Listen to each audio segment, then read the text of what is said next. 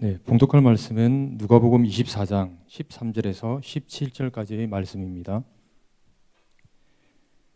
그날에 그들 중 둘이 예루살렘에서 25리 되는 엠마오라 하는 마을로 가면서 이 모든 된 일을 서로 이야기하더라. 그들이 서로 이야기하며 문의할 때 예수께서 가까이 이르러 그들과 동행하시나 그들의 눈이 가려져서 그인 줄 알아보지 못하거늘 예수께서 이르시되 너희가 길 가면서 서로 주고받고 하는 이야기가 무엇이냐 하시니 두 사람이 슬픈 빛을 띠고 머물러 서더라. 아멘. 네, 성도 여러분, 오늘 이렇게 칠남전도의 헌신 예배를 드리게 되었습니다. 혹시 성도님들 중에서는 번아웃이라는 단어를 몸소 느껴본 적이 있으신 분이 계십니까?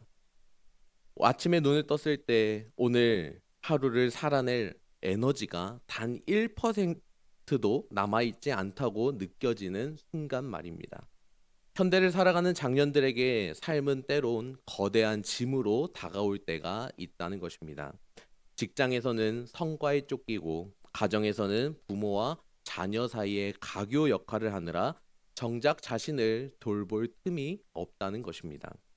치열하게 달려왔는데 문득 뒤를 돌아보니 내가 무엇을 위해 이렇게 열심히 살았는지 허무함이 밀려올 때 우리는 엠마오로 향하는 제자들의 뒷모습을 닮아갑니다.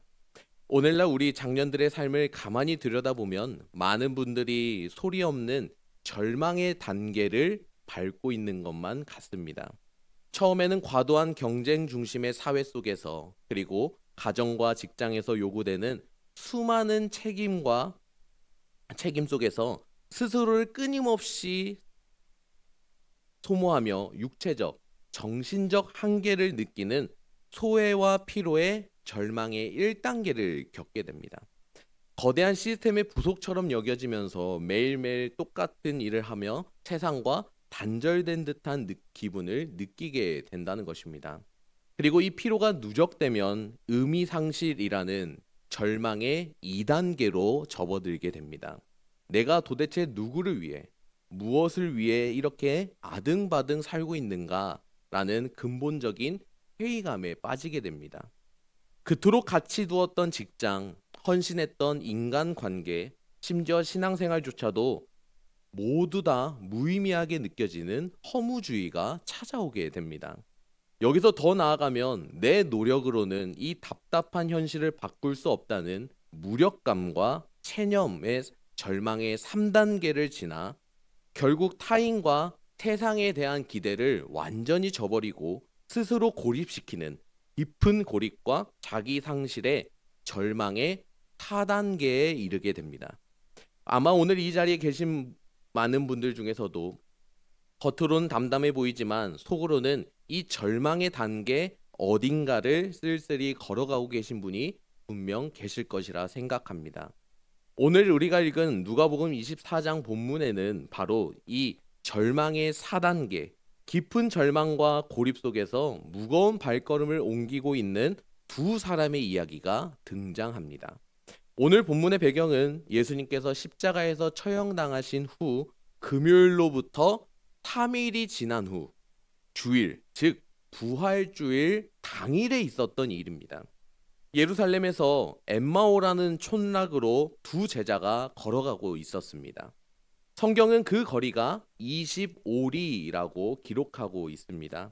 원어 성경을 보면 이 거리는 60 스타디온이라고 말하는데 오늘날 거리로 환산하면 약 11.1km 정도에 해당되는 거리입니다.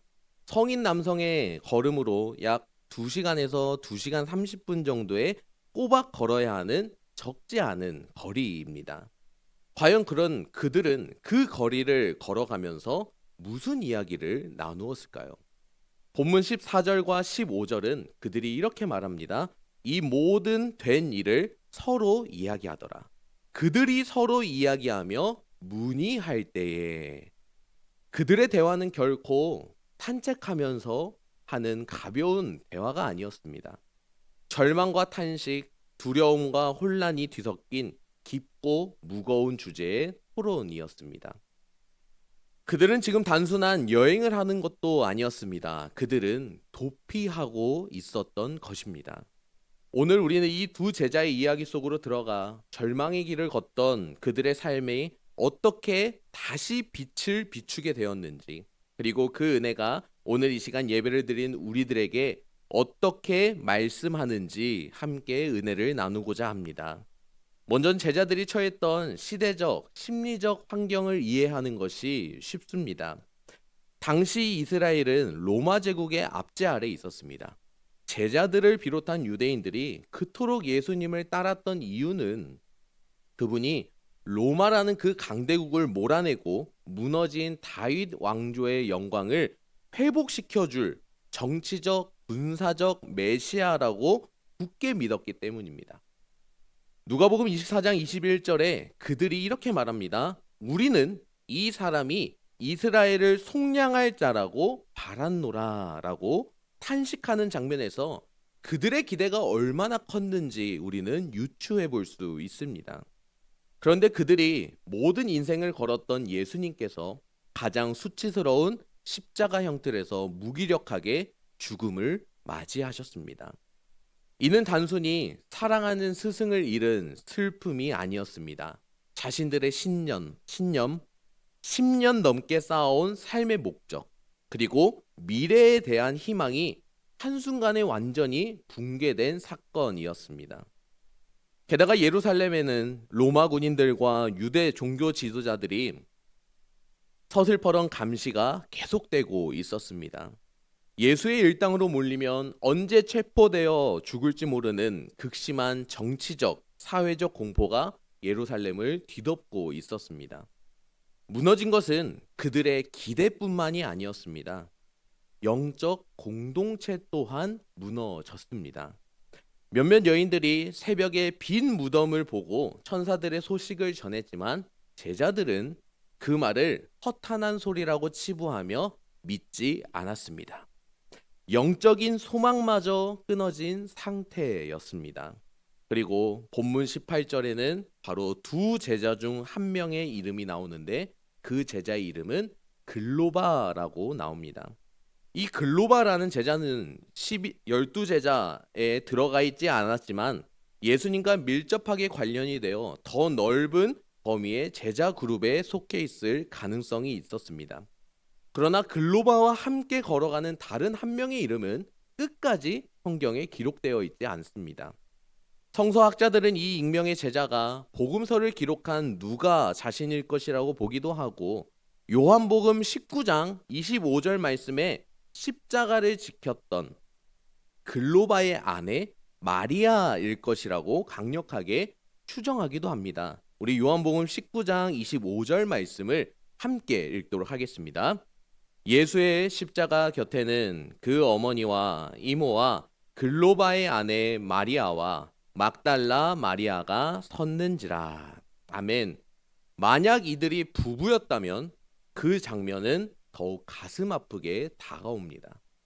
젊은 시절 모든 것을 바쳐 예수님을 따랐지만 결국 실패와 상처만을 아는 채 모든 희망을 접고 자신들의 고향인 엠마오로 낙향하는 중년 부부의 쓸쓸한 뒷모습이 되기 때문입니다. 사명과 비전이 있던 예루살렘을 등지고 그저 현실의 안정과 도피처를 향해 내려가는 길, 그것이 바로 엠마오로 내려가는 길이었습니다. 우리 삶 가운데도 엠마오로 가는 길이 있습니다. 사업에 실패했을 때, 자녀의 문제로 눈물 지을 때, 건강을 잃었을 때 우리는 깊은 상실감을 느끼게 됩니다. 우리가 기대했던 예수님은 내 문제를 즉각 해결해 주는 전지전능한 왕이셨는데 내 삶의 고난 앞에서는 마치 십자가에 달려 침묵하시는 분처럼 무기력하게 느껴질 때가 있습니다. 이때 우리는 기도의 자리를 떠나고 교회를 등지며 나만의 도피처인 엠마오로 내려가려고 합니다. 17절 말씀에서 예수님이 너희가 길을 가면서 서로 주고받고 하는 이야기가 무엇이냐라고 물으셨을 때 두 사람이 슬픈 빛을 띠고 머물러 섰던 것처럼 오늘 우리 성도님들의 얼굴에도 세상의 짐으로 인해 깊은 슬픈 빛이 드리워져 있지는 않습니까? 수십 년간 가족을 위해 헌신하며 쉴 틈 없이 달려온 어느 가장의 이야기를 한번 생각해 봅니다.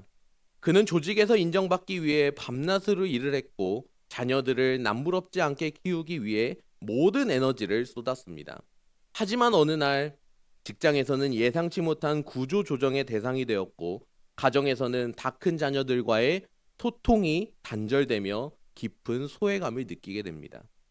내가 무엇을 위해 내 청춘과 내 건강을 다 바쳤나 하는 허무함이 몰려옵니다. 주님을 향한 열심도 마찬가지입니다. 교회에서 오랜 시간 헌신하고 봉사했지만 사람에게 상처받고 현실의 벽에 부딪혀 영적 번아웃을 경험할 때가 있습니다. 그럴 때 우리는 엠마오로 향하는 제자들처럼 영적인 예루살렘을 등지고 세상의 위안이나 나만의 동굴인 이 엠마오로 도피하고픈 유혹을 받게 됩니다. 오늘 여러분이 걷는 그 길은 사명을 향한 길입니까? 아니면 절망을 피해 숨어드는 엠마오로의 도피길입니까? 절망의 밑바닥까지 떨어져 11km를 터덜거리는 발걸음을 옮기고 있는 그들에게 놀라운 일이 일어나게 됩니다. 부활하신 예수님께서 친히 다가와 주셔서 그들과 동행하기 시작했습니다. 15절 말씀에 예수께서 가까이 이르러 그들과 동행하시나 라고 기록하고 있습니다. 우리가 인생의 가장 어두운 밤을 지날 때 고립과 자기 상실의 절망의 4단계에 빠져 아무도 없다고 느낄 때 바로 그 순간에도 우리 주님은 이미 우리 곁에 다가와 발걸음을 맞춰 걷고 계십니다. 그런데 이상한 점이 있습니다. 16절 말씀을 보면 그들의 눈이 가려져 그인 줄 알아보지 못하거늘이라고 기록하고 있습니다. 해가 져서 어두워서 못 알아봤을까요? 아니면 예수님의 모습이 달라졌기 때문에 그들이 못 알아봤을까요? 헬라어 원어를 보면 이 문장은 신적 수동태 형태로 기록되어 있습니다. 즉, 그들 스스로 눈을 감은 것이 아니라 하나님께서 의도적으로 그들의 영적인 눈을 일시적으로 가리셨다라는 표현으로 사용되어졌습니다. 그렇다면 신적 수동태가 무엇일까요? 유대인들은 하나님을 너무나 경외한 나머지 감히 하나님이라는 이름을 함부로 부르거나 기록하는 것을 조심했습니다.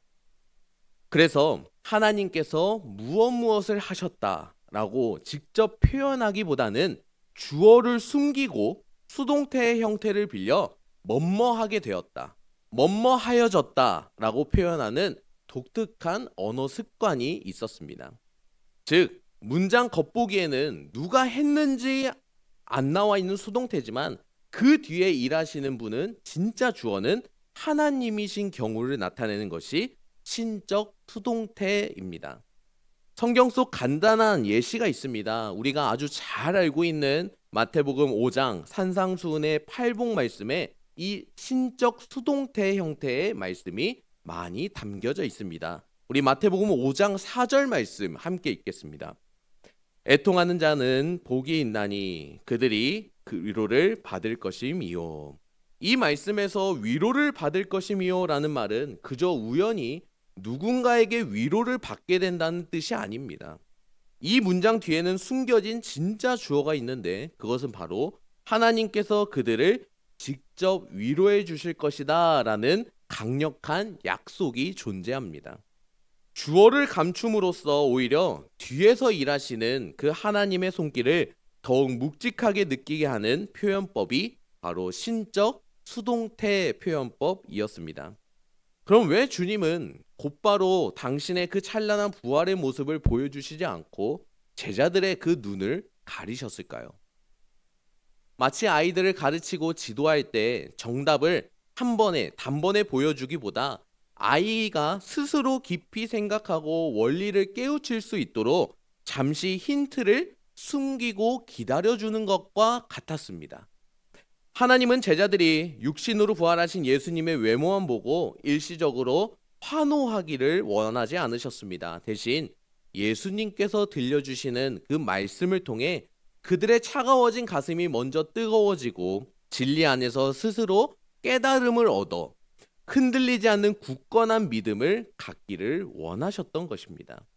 그래서 예수님은 모세와 모든 선지자의 글로 시작해서 성경 전반에 흐르는 당신에 관한 말씀을 조목조목 그 제자들에게 설명해 주셨습니다. 깊은 상실감과 트라우마로 영적 시야가 좁아진 제자들에게 주님은 즉각적인 상황 해결이 아니라 말씀의 뿌리를 다시 내리게 하심으로써 그들의 무너진 신앙 체계를 다시 일으켜 세우는 주님의 일을 하고 계셨던 것입니다. 인생의 위기가 닥치면 우리는 흔히 이렇게 생각합니다. 하나님, 왜 제 삶에 이렇게 내버려 두십니까? 하나님은 도대체 어디에 계십니까? 라고 부르짖습니다. 마치 우리의 영적인 눈이 가려져 주님의 임재를 전혀 느끼지 못하는 것과 같습니다. 우리는 당장 눈앞에 기적이 일어나고 나의 상황이 역전되기를 원합니다. 그러나 주님은 때때로 침묵하시듯 보이지만 우리의 그 고통스러운 11km의 길을 함께 걷고 계십니다.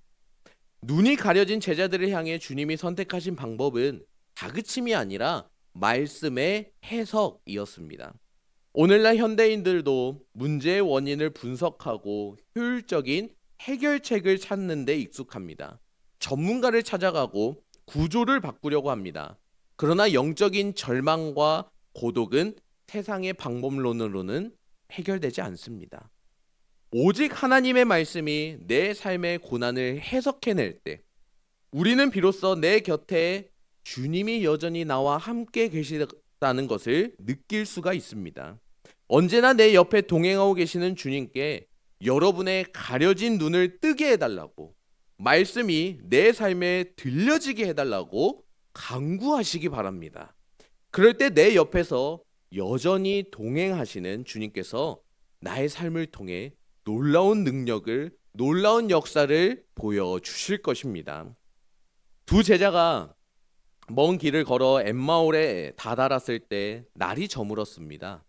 제자들의 강권으로 예수님은 함께 머무시고 식탁에 앉아 떡을 떼어 축사하시고 그들에게 떡을 주셨습니다.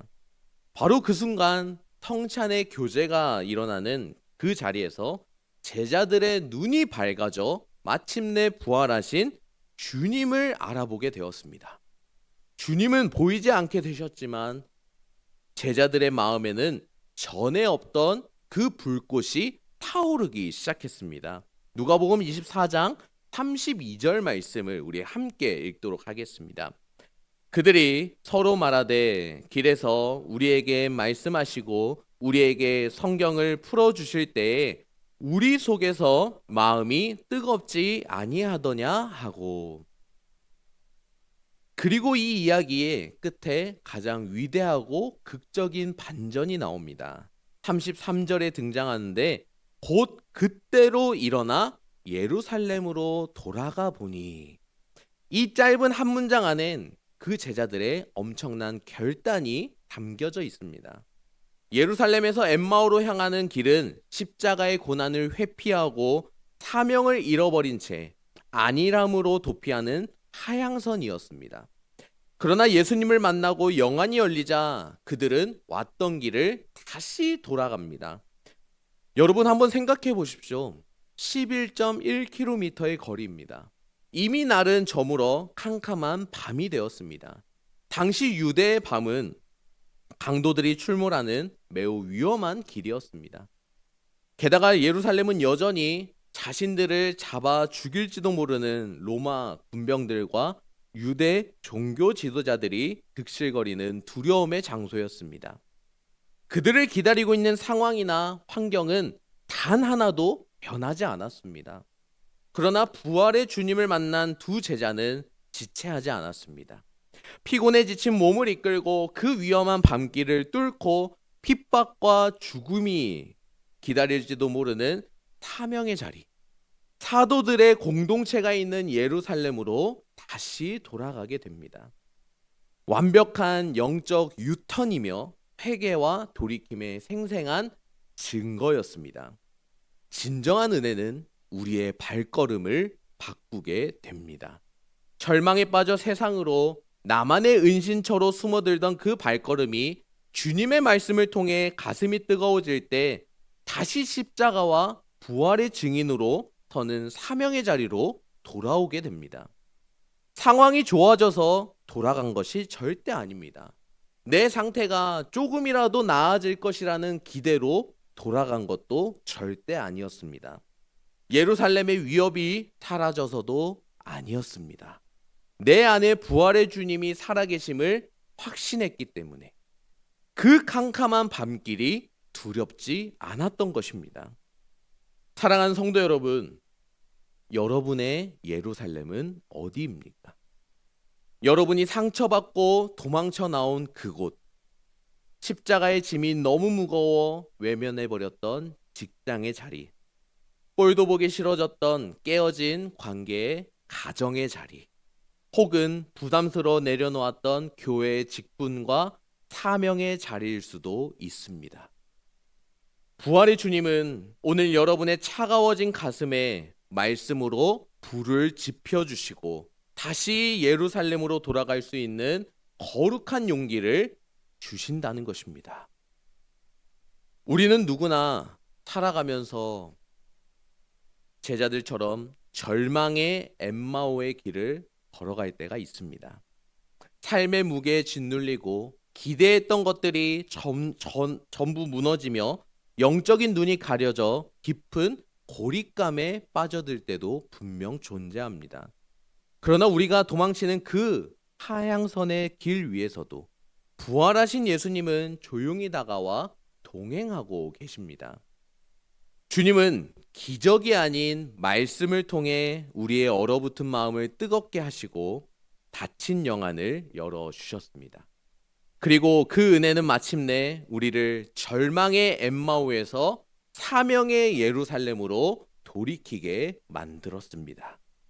지금 이 말씀은 2000년 전 절망의 엠마오로 향하는 제자들에게도 그리고 현재를 살아가는 우리들에게도 동일하게 주시는 하나님의 말씀입니다. 성도 여러분, 지금 여러분이 걷고 있는 인생의 방향표는 어디로 향하고 있습니까? 두려움과 회피, 무력감에 빠져 엠마오로 도망가고 있지는 않습니까? 오늘 이 예배가 이 선포되는 말씀이 여러분의 눈을 띄우는 영적 성찬의 자리가 될 수 있기를 주님의 이름으로 축복합니다. 이제 절망의 자리를 털고 일어나시기 바랍니다. 캄캄한 밤길이라 할지라도 두려워하지 마시기 바랍니다. 부활의 주님께서 여러분과 동행하십니다. 다시 예루살렘을 향해 하나님이 부르신 그 치열한 사명의 삶을 향해 회복과 결단의 거룩한 유턴을 시작하는 칠남전도회와 오늘 예배를 드리는 모든 성도님들이 될 수 있기를 주님의 이름으로 축복합니다. 기도하겠습니다.